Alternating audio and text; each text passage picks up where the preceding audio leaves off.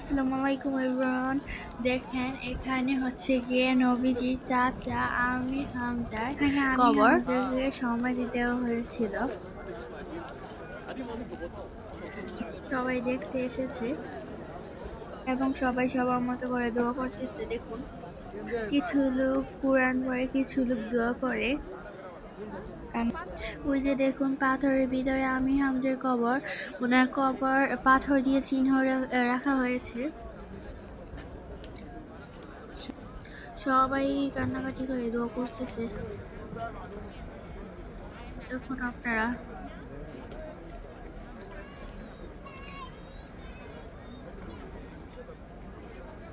আমির হামজা হচ্ছে গিয়ে আমাদের শেষ নবী হযরত মুহাম্মদ সাল্লাল্লাহু আলাইহি সাল্লামের চাচা। আমি এখানে মোট 3 বার এসেছি দেখার জন্য। আমার ভিডিওগুলি ভালো লাগলে আমার চ্যানেলটি সাবস্ক্রাইব করে পাশে থাকুন।